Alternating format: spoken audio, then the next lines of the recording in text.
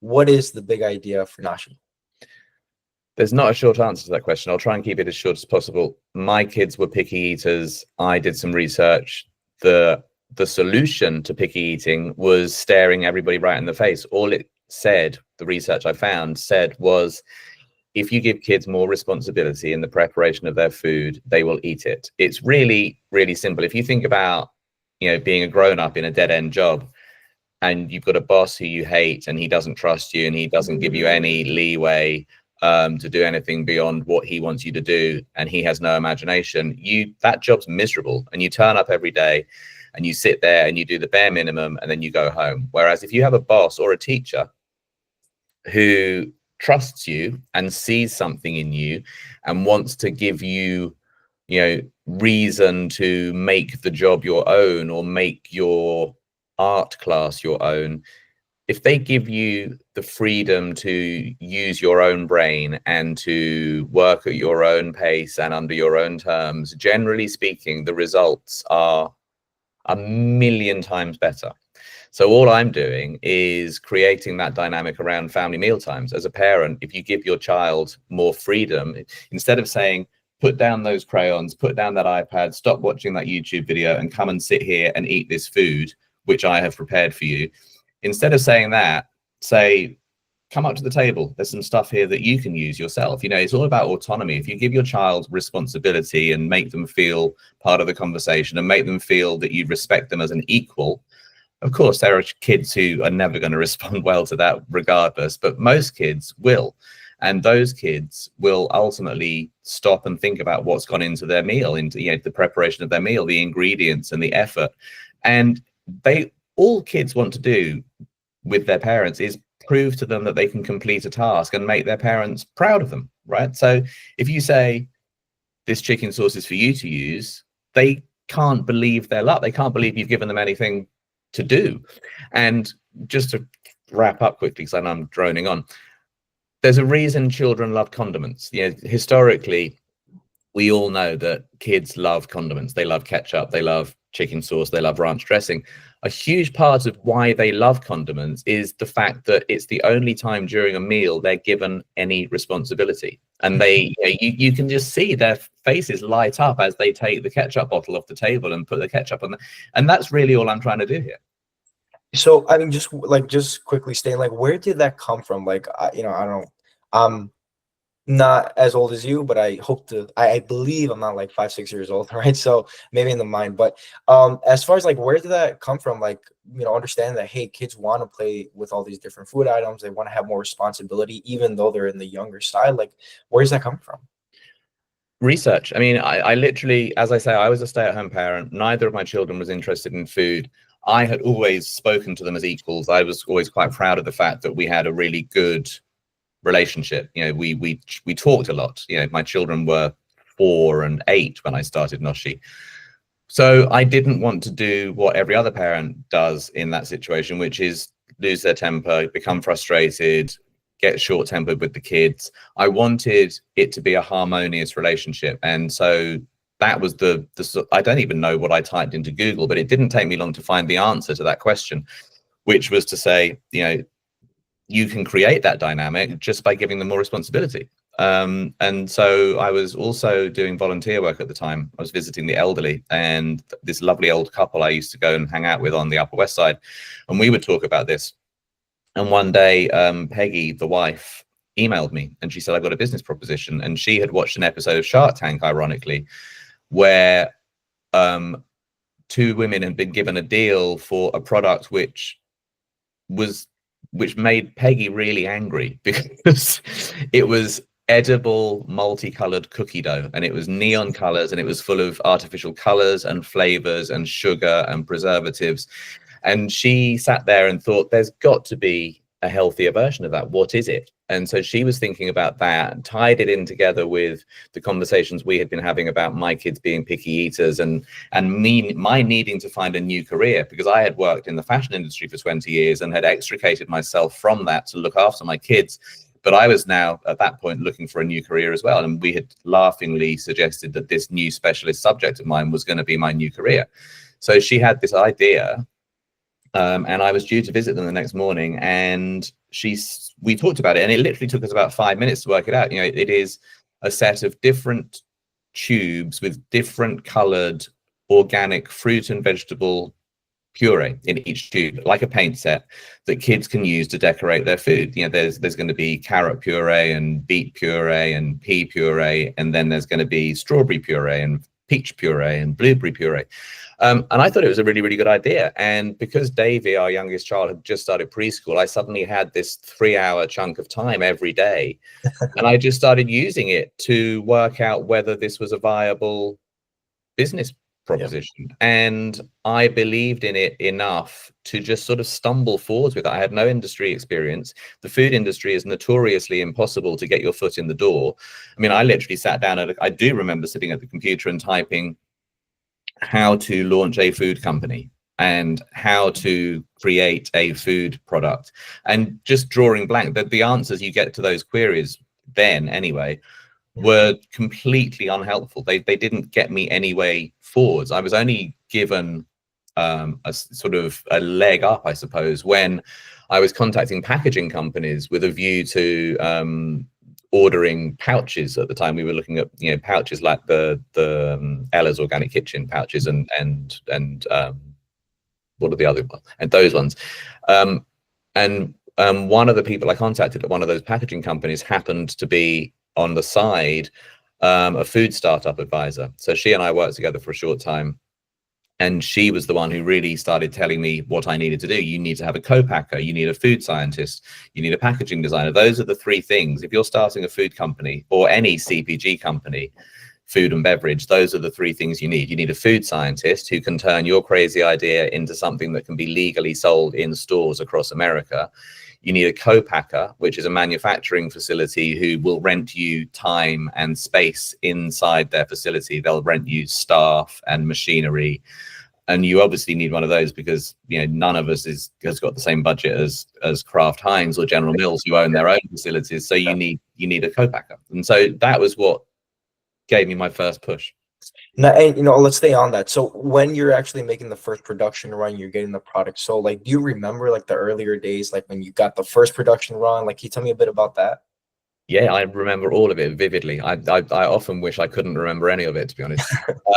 Because we were insisting on putting our product into tubes, and no co-packer in the USA at the time had a tube filling machine. So I had to buy one, because the only companies in the USA who were putting anything in tubes at the time were makeup companies and toothpaste companies and frosting companies, and they all had their own production lines that I couldn't just walk in and start putting food through a production line that was used to filling lip balm, for example. So I had to buy a tube filling machine. They cost about $250,000, a little, often more than that. I found a used one for $25,000. Tube filling machines have more moving parts than anything else I've ever experienced, and as a result, one or more of those parts will often break. I would say on an average day with my very old and decrepit tube filling machine, it took us a month to get it to do what we wanted it to do at all. I had to fill 10,000 tubes a day, and every day I would leave the factory having filled 7 tubes or 2 tubes or 0 tubes. Wow. And in time to get back to school to pick up my kids at 3 o'clock. We finally got it to play ball and to fill tubes just in time. And we had orders from 170 stores that I knew we had to fill by this particular date in July of 2017. Real quick, just before you get on that, like how, because I mean, you just breezed by that like nothing. You got into 170 stores. So most people, that's a huge dream. Like, how did that like happen? Like, did you have connections or how? My wife went to college in the UK with a guy who she introduced me to around that time. I think we'd met a couple of times at weddings and stuff, but she reminded me that he works in mergers and acquisitions, in his specialty area is grocery stores. And so I spoke to him, and he said, actually, I'm going to visit the head office of Albertsons next week. If you give me some samples, I can take them with me. And I didn't really think anything of it, but we did suddenly have samples that I was proud enough of to start handing them out.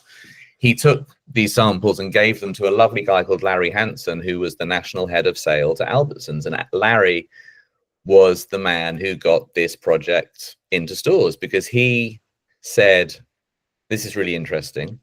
What I'm going to do is I'm going to email all 31 of my regional sales managers and recommend that they look at this product and talk. Really?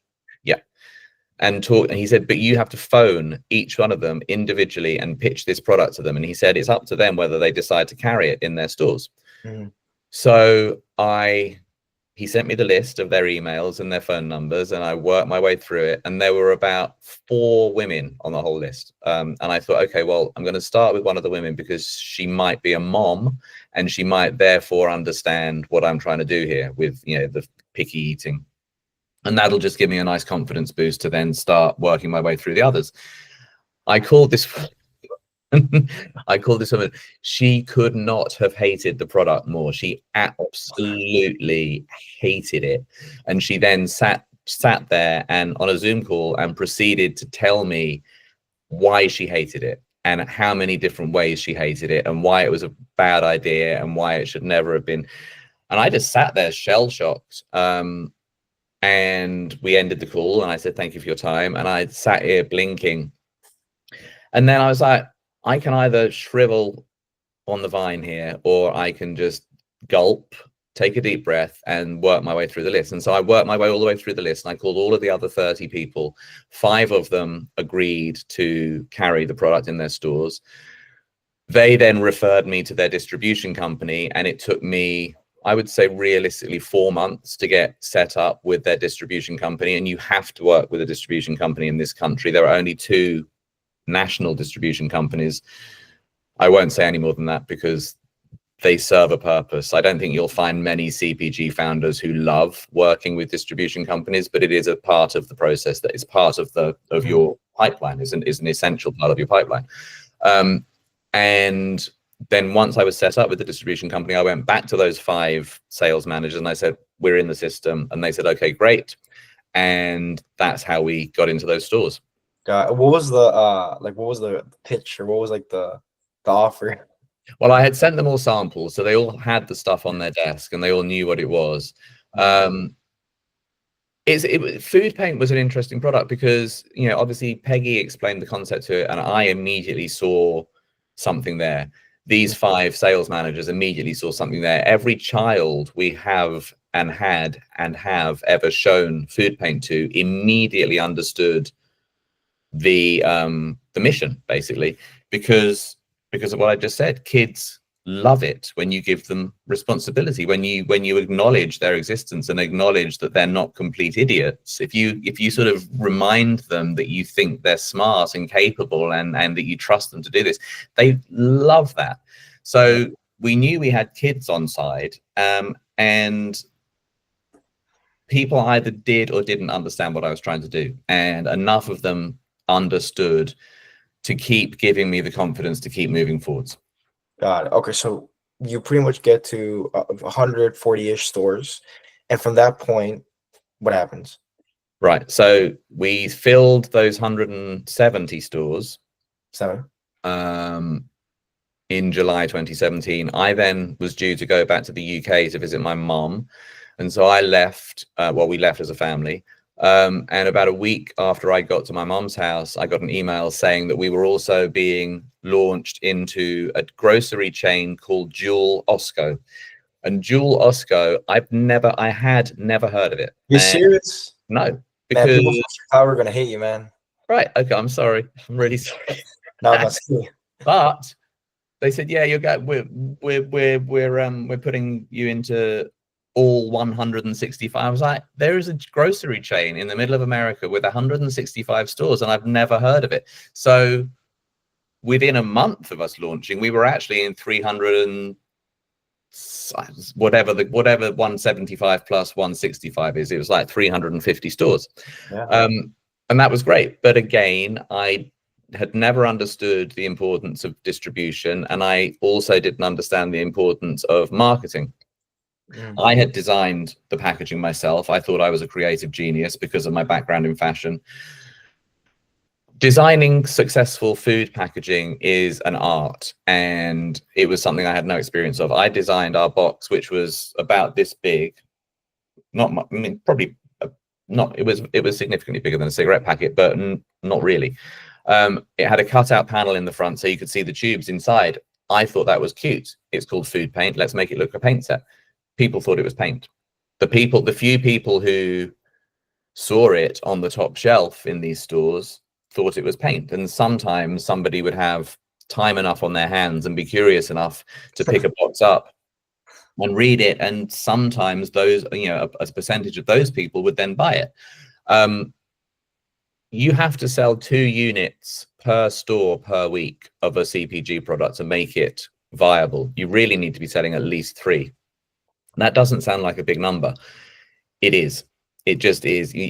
We just weren't getting the sales that we needed to. I never had a marketing budget. I had taken on a minimal amount of investment from friends and family to buy the tube filling machine.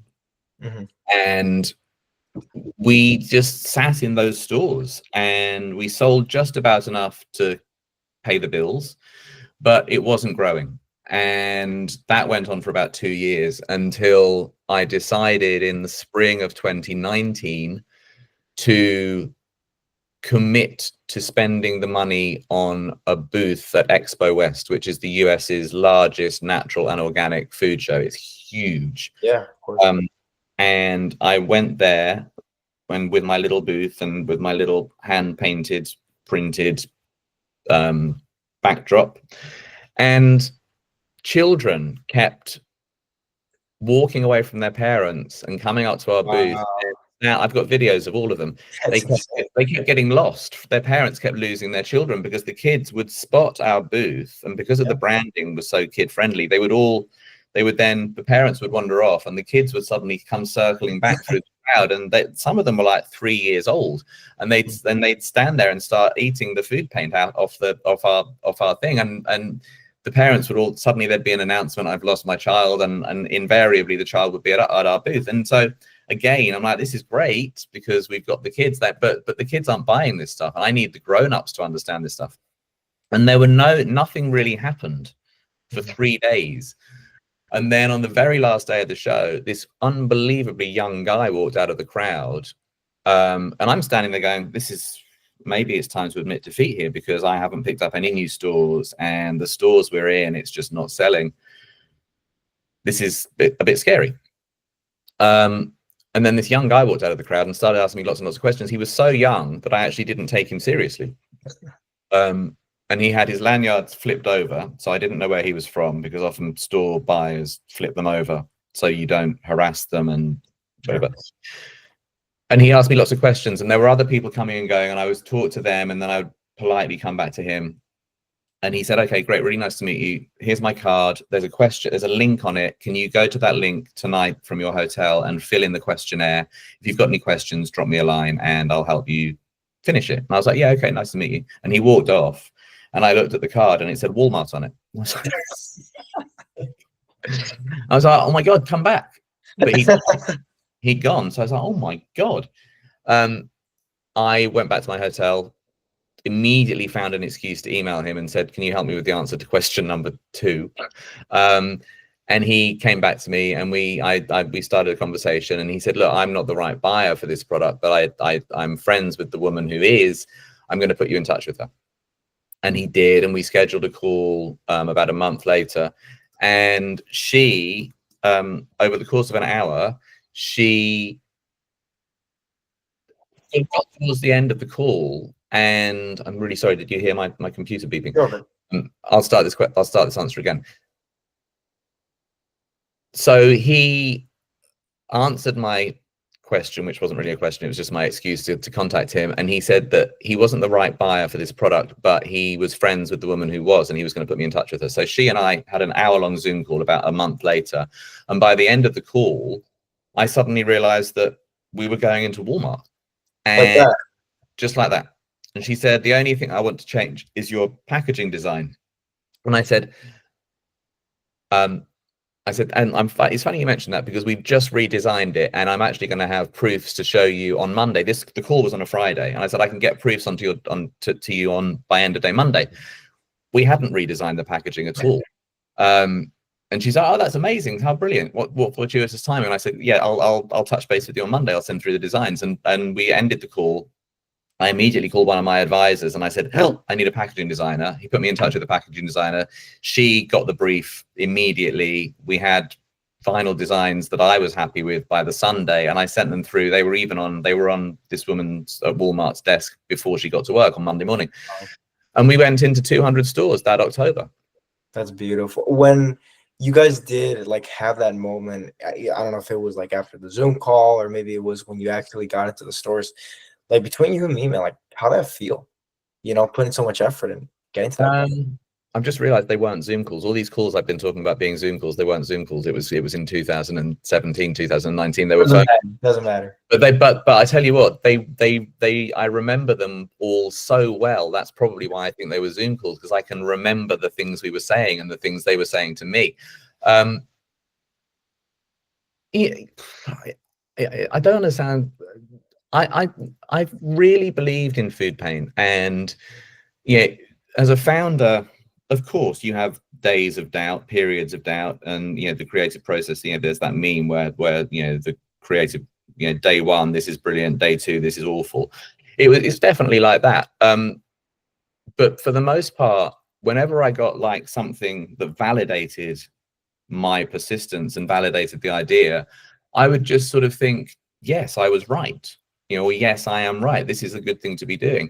Of course, when I turned that guy's card over, I was like, oh my God, it's Walmart. And then when I came off the call with Brittany, the woman who initially committed to putting it on her shelves in Walmart, I was like, what's just happened? Of course, it felt absolutely amazing.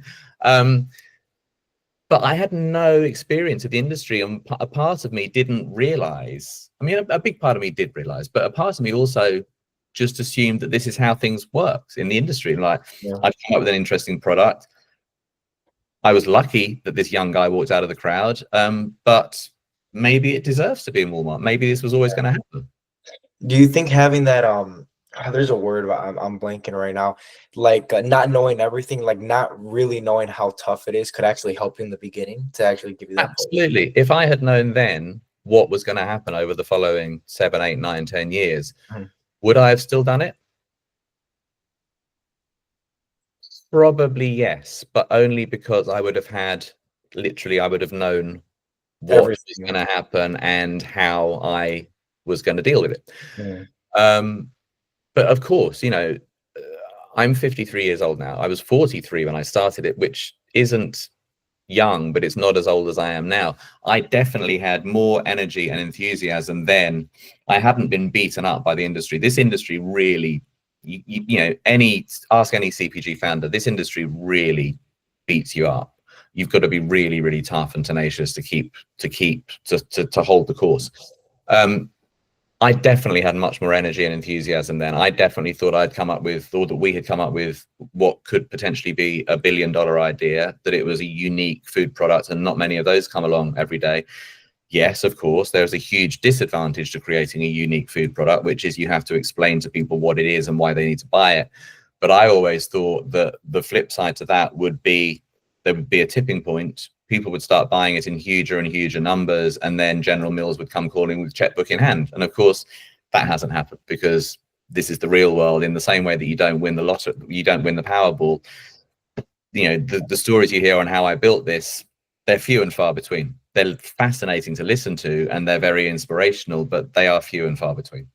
Well, I mean, maybe, take some of your own advice, right? I mean, like, if you could, right, imagine that, you do maybe hit the Powerball. In your case, you have $1 billion idea, which, truly, I really do believe so. Like, I've seen the episodes and I've seen your content that you post on social media, and just the way you're so passionate about the product itself and the story. Not a lot of CPG founders have that, right? So for you, like, talking 5 years, 10 years down the line, I mean, where would you want to be? Sitting on a beach. But then I laugh about that, because you think, okay, so I've won the lottery. I've just sold the company to General Mills for, I'd be happy with 20 million bucks at this point, or for however much. And the first thing I've done is book a flight to the Bahamas, walk onto the beach, throw my phone into the ocean, and sit on a sun lounge. And I'm like, that's it. I'm done. I'm never working again. That was absolutely exhausting, terrifying.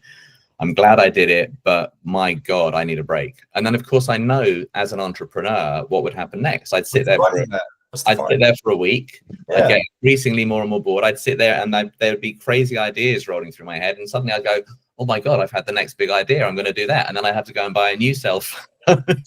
And the whole process would start again. Yeah, man. I think it's just so fascinating. I think when a lot of people start a CPG brand, in my personal opinion, I'm not, I don't have one, right? But I think a lot of people maybe get caught up in either one of two ways. Either the product, like, hey, we want to make this product so like perfect and good, and we want to take it to the masses. Or then sometimes you have people that are just like, which is respectful too, they want to hit, that Powerball, they just want to sell out and they want to get this billion-dollar check. But for you, man, like internally, right? You just said it yourself. It's not the easiest path, right? I mean, you've went through ups and downs. It's not like this. What makes you keep on going to this day? A Truly. combination of knowing, every success story you read in CPG, food and beverage space. Yes, a lot of them were very, very good ideas and very, very well executed. But the one thing they all have in common is founders who just refused to stop. Right? That's the only way you get to where you're going, is by not stopping. You're not turning around. You're not giving up. But it's very easy to say that. It's not very easy to do that. It's such an expensive business. You are constantly fundraising. Even if I was selling $1 million worth of product every month, just at Walmart, for example, I would still need to be finding enough money to be able to sell $2 million of products at Walmart next month. So the amounts of money you need to find just get bigger and bigger and bigger until you get to the size of Heinz, right? Where they know how much ketchup they sell. It's a self-sustaining business. But until you get there, when you're growing, you just need to find more and more money every day. And that's really, really hard. And it's very, very exhausting. Because until you become profitable, it's very hard to borrow money. And of course, you don't really want to borrow money. You don't want, you only have a certain amount of equity you can give away. Your network is only ever going to be a certain size. And yes, of course, you are introduced to people by other people, but it's not for the faint-hearted, this business. Yeah. I want to ask you one more question. And if you have, if you need 10 minutes, an hour to think about it, take the time. But if you could look back at your future self, right? So let's just say you're speaking to yourself 5 years from now, let's say 10 years from now. Okay. This version is speaking to him, or Yes. He's speaking to me? You're speaking to him. So you're speaking to your future self, right? I'm speaking to my future self. Yeah. Yeah. I don't want to ask like what is like the number one question you want to ask him, but I want to say the feeling that he has 10 years from now. What feeling do you want to have? I think that he isn't going to be going through what I'm going through on a daily basis, either because General Mills came calling, or because for whatever reasons he's decided to do something else with his life. I would imagine, and it's a tough thing to say this, I would imagine that for better or worse, he's probably more content than I am. He's probably happier than I am. He's probably calmer than I am, just because I'm in the trenches. And when you're in the trenches building a CPG brand, it's not fun. It's just not fun. And the wins do make up for they're not losses or fails. They are just days that didn't go as well as you wanted them to. The smallest win to go back to the lottery analogy again, the smallest win sometimes, if you're having a bad day or a bad run of things, the smallest win can feel like a winning lottery ticket. So I do think that the me of 2030 is going to be, well, apart from anything else, he's going to be 58 years old.